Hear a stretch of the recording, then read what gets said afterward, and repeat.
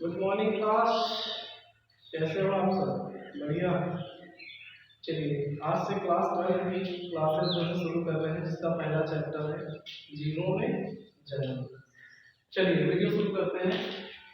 Class 12 का पहला chapter कौन सा है? जीवों में जन्म। तो थोड़ा सा देख लेते हैं। परिभाषा देख लेते हैं पहले जीव विज्ञान की।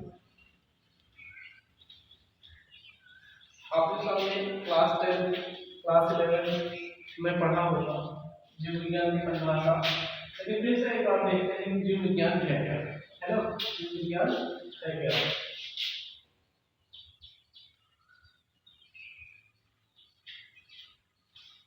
बायोलॉजी।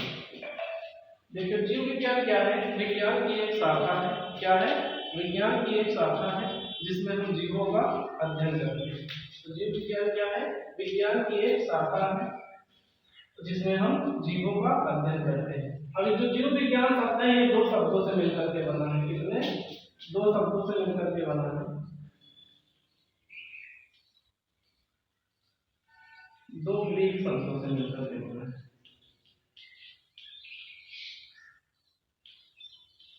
जिसे बायोस का मतलब हो गया जीवन और लोगोस का मतलब हो गया अध्ययन। यानी जीवन का अध्ययन, जीवन का अध्ययन करना ही क्या है? जीव विज्ञान। क्लियर है ना? तो जीव विज्ञान की डेफिनेशन क्या है? विज्ञान की एक शाखा है जिसमें जीवों का अध्ययन किया जाता है। चलिए अब देखिए थोड़ा सा जनक देख लेते हैं जीव विज्ञान के जनक। तो अरस्तु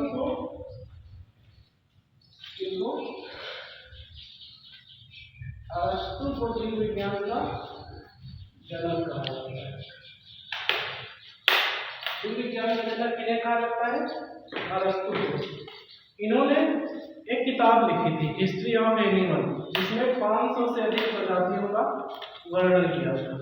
तो इसी आधार पर इन्हें क्या कहा गया? जीव विज्ञान का जनक। ठीक है ना? समझ में आया? जीव विज्ञान का जनक कौन? अरस्तु। अब देखिए ये जो जीव विज्ञान है, इस शब्द का यूज किसने किया था? यानी शब्द किसने दिया था? जैसे मान लो कि हम सब अपने माता पिता की संतान हैं, जन्म किसने दिया? माँ बाप ने, लेकिन नाम जो है कोई भी रख सकता है ना? वैसे ही जो है जीव विज्ञान का जनक अरस्तु को कहा जाता है, लेकिन इसका नाम किसी और ने दिया। यानी जीव विज्ञान शब्द का प्रयोग किसी और ने दिया। तो वो कौन थे? लेमार्क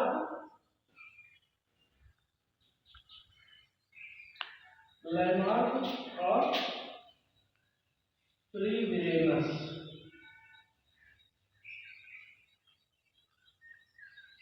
बात समझ में आई है ना?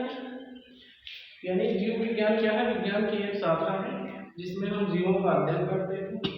इसके बाद जीव विज्ञान दो ग्रीक शब्दों से मिलकर बना है। पहले शब्द का जीवन है और दूसरे शब्द का अर्थ है अध्ययन। यानी जीवन का अध्ययन करना ही जीव विज्ञान है। ठीक है? अब जीव विज्ञान का जो जनक है, यानी जीव विज्ञान के जनक किन्हें कहा जाता है? अरस्तु को। इनकी एक बुक थी, इसका नाम हिस्ट्री ऑफ एनिमल, जिसमें इन्होंने 500 से अधिक प्रजातियों यानी जीवों का अध्ययन किया और उसी आधार पर इनको जीव विज्ञान का जनक कहा। अब ये जो जीव विज्ञान शब्द है, जो जीव विज्ञान शब्द है, इसका यानी ये नाम किसने दिया? लेमार्क और फ्रीवेनस नामक वैज्ञानिक ने जीव विज्ञान शब्द का प्रयोग किया। देखिए जो जीव विज्ञान है आगे चल करके दो शाखाओं में बट जाती है। कितनी? दो शाखाओं में बट जाती है। इसमें सबसे पहले जंतु विज्ञान, जिसको इंग्लिश में क्या बोलते हैं? जूलॉजी। और दूसरी शाखा है वनस्पति विज्ञान।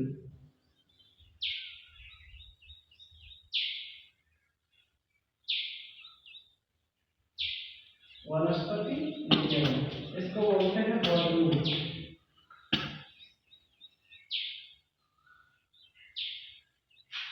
क्या बोलते हैं? बॉटनी। देखिए जंतु विज्ञान का मतलब एक विज्ञान जिसमें संसार में जितने भी जंतु हैं, ठीक है, कितने संसार में जितने भी जंतु हैं, जंतुओं में हम आएंगे, शेर, कुत्ता, बिल्ली, जो भी मतलब जो जंतुओं की श्रेणी में है उनको कहा रखा गया है जंतु विज्ञान में।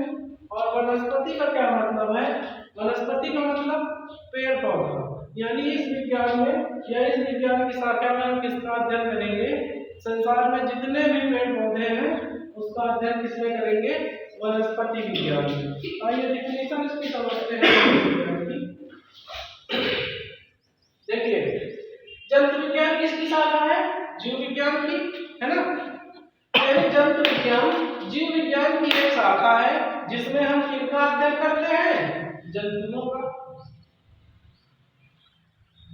किसका अध्ययन करते हैं? जंतुओं का। यानी जंतु विज्ञान जीव विज्ञान की एक शाखा है जिसमें हम जंतुओं का अध्ययन करते हैं। क्लियर? बढ़िया। चलिए, जंतु विज्ञान के जो जनक हैं अभी मैंने आपको बताया था कि जो है अरस्तु, इन्होंने किस पर अध्ययन किया था? जंतुओं पर अध्ययन किया था। तो जो जंतु विज्ञान के जनक हैं वो भी क्या है?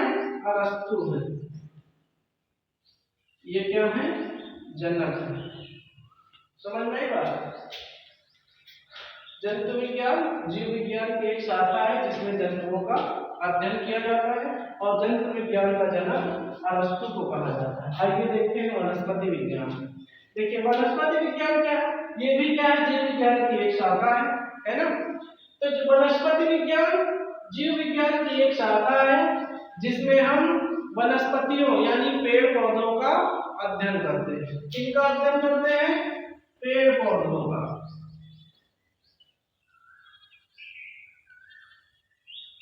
पेड़ पौधों का अध्ययन करते हैं। अब एक वैज्ञानिक है थियोफ्रेस्टस। कौन? चलिए यहां देख लेते हैं। थियोफ्रेस्टस,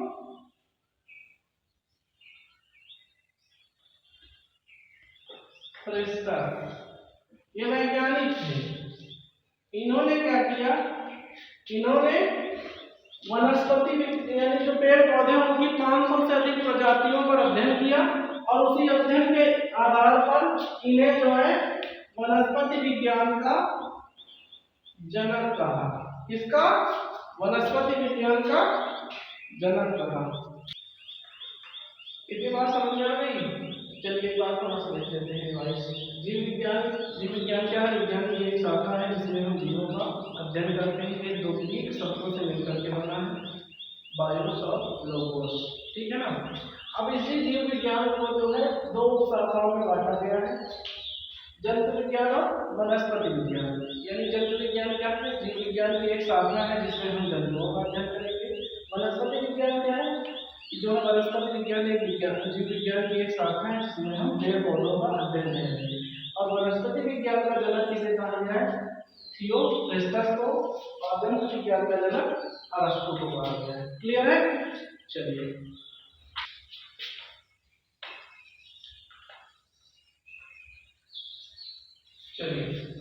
आइए देखते हैं सजीव क्या है। जीवन किन में पाया जाता है? सजीवों में। तो सजीवों के जो कुछ लक्षण होते हैं, है ना? सजीवों के कुछ लक्षण होते हैं जिनके आधार पर हम कह सकते हैं कि हम सजीव हैं। चलिए सबसे पहले देखते हैं सजीव। हम भी सजीव हैं तो सबसे पहले हम अपने आप में क्या देखते हैं? हम क्या कर सकते हैं? हम गति कर सकते हैं। हम क्या कर सकते हैं? गति कर सकते हैं ना? हम यहाँ से वहां चल सकते हैं। तो सजीव क्या कर सकते हैं? गति कर सकते हैं।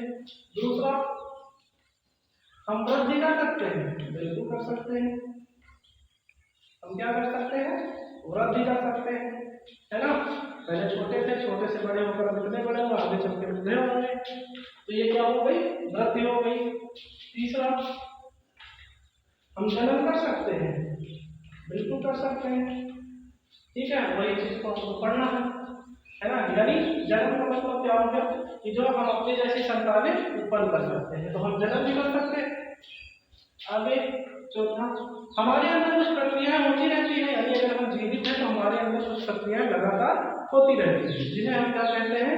उपापचयी क्रियाएं। तो क्या सजीवों में ये क्रियाएं होती है? बिल्कुल होती है। कौन सी क्रियाएं? उपापचयी क्रियाएं। अब उपापचयी क्रियाएं क्या है? जैसे हम क्या कर रहे हैं? श्वसन कर रहे हैं, पाचन कर रहे हैं, ये सब क्या है उपापचयी क्रिया है। यानी सजीवों में ये सारे जो है मुख्य लक्षण दिखेंगे। यानी मान लो कि ये क्या है, कोई सामान है, क्या है ये कोई सामान है, कुछ चीजें हैं जिनके इसके अंदर अगर ये सारे लक्षण मिल रहे हैं, ये कोई प्रोडक्ट है, इसके अंदर अगर ये सारे लक्षण मिल रहे हैं तो वो कैसा होगा, सजीव होगा। कैसा होगा, सजीव होगा। यानी कि ये कोई चीज कुछ सामान अगर रखा है, इसके अंदर ये सारे क्या है लक्षण मिल रहे हैं, तो ये कैसा होगा, सजीव होगा। अगर ये सब नहीं मिल रहे हैं, यानी इनमें से ये सारे जो है एब्सेंट है, ये नहीं मिल रहे हैं, तो वो जीव कैसा होगा, निर्जीव होगा। तो सजीवों के लक्षण में जैसे हो गया मानव, शेर, कुत्ता, बिल्ली, पेड़, ये सब क्या है सजीव है। अब यहाँ पे जैसे चेयर पड़ी हुई है, इसमें जो है इस तरह की कोई भी गतिविधि नहीं होती, तो ये सब क्या है निर्जीव होती।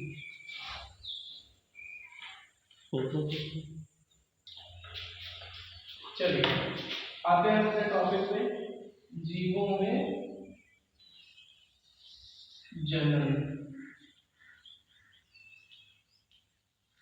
जीवों में जनन, चलिए सबसे पहले देखते हैं इसमें जीवन अवधि।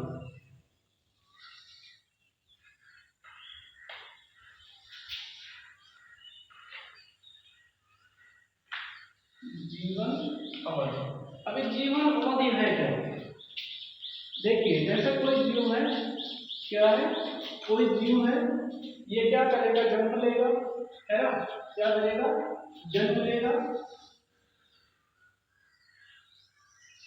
जन्म के बाद क्या होगा, ये बड़ा होगा, है ना, यानी अपना विकास करेगा।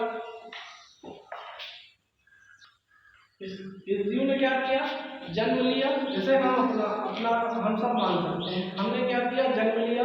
जब हम बड़े हो गए तो हमने क्या किया, अपना विकास किया, है ना, क्या किया, अपना विकास किया।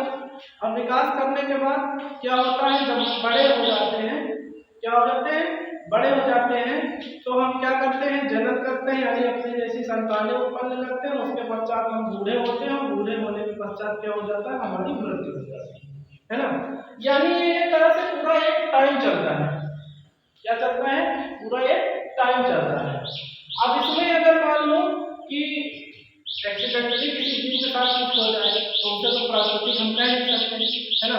लेकिन अगर ये सारी क्रियाएं कंप्लीट हो गई, यानी जन्म लिया, जन्म लेने के बाद क्या करता है, बड़ा होता है, बड़ा होकर के क्या करता है, अपना विकास करता है, और विकास करने के बाद वो क्या करता है, जनन करता है, यानी अपनी जैसे संतानें उत्पन्न करता है। उसके बाद क्या होता है, बूढ़ा होता है, बूढ़ा होने क्या हो जाता है, वो उसकी मृत्यु हो जाती है। बात समझ में, यानी किसी बच्चे ने जन्म लिया, जन्म लेकर तो क्या होगा, बड़ा होगा, बड़ा होकर अपना विकास करेगा, विकास करने के बाद और बड़ा होगा तो वो जो है जनन की क्रिया करेगा। उसके पश्चात जब वो बूढ़ा होगा तो बूढ़ा होने के पश्चात वो मर जाएगा। ठीक है, तो बात समझ में आ रही है, यानी ये पूरा एक समय चल रहा है बराबर, है ना। देखिए जीवों में इसका डिफिनेशन करते हैं, जीवों में, ठीक है, जन्म से लेकर, यहाँ पे क्या हुआ, इसका जन्म हुआ, जन्म से लेकर के कहां तक, मृत्यु तक। कैसी मृत्यु, प्राकृतिक मृत्यु, प्राकृतिक मृत्यु, यानी नेचुरली जो एक टाइम है, एक प्रोसेस है, पूरा हो रहा है कि उसने जन्म भी लिया, वो बड़ा हुआ, उसने अपना विकास भी किया, विकास के बाद उसने जनन भी किया, उसके बाद वो बूढ़ा होता है, बूढ़ा होने के पश्चात वो मर जाता है। ठीक है, यानी ये पूरा क्या कर रहा है, अपना जीवन चक्र पूरा कर रहा है। यानी जीवों में जन्म से लेकर प्राकृतिक मृत्यु तक का काल, यानी प्राकृतिक मृत्यु तक का जो काल, यानी समय का समय क्या कहलाएगा, जीवन अवधि कहलाएगा। बात समझ में आएगी।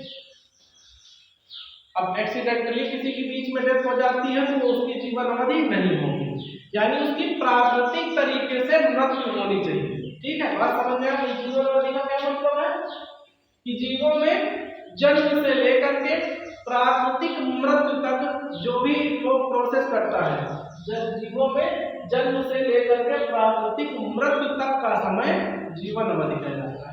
क्लियर है? चलिए कुछ जीवों की जो है जीवन अवधि देखते हैं, ठीक है। जैसे हाथी, अब इसकी जो जीवन अवधि है वो कितनी है? 60 से 75 वर्ष। यानी इसकी जो प्राकृतिक डेथ होगी वो कितनी होगी? 60 से 75 वर्ष तक। एक्सीडेंटली तो किसी को कभी भी कुछ हो सकता है, लेकिन इसकी जो जीवन अवधि वो कितनी है? 60 से 75 वर्ष। इसके बाद देखते हैं दूसरा बर्गर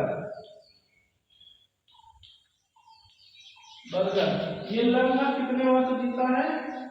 200 वर्ष। यानी इसकी जो जीवन अवधि वो कितनी है? 200 वर्ष है। अब देखिए आगे गुलाब की जीवन अवधि कितनी है? 10 वर्ष। कितनी? 10 वर्ष। घरेलू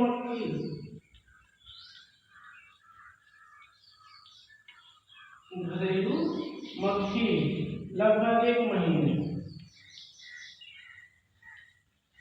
1 महीना।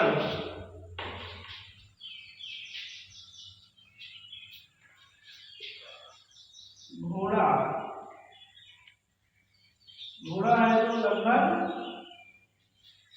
20 वर्ष।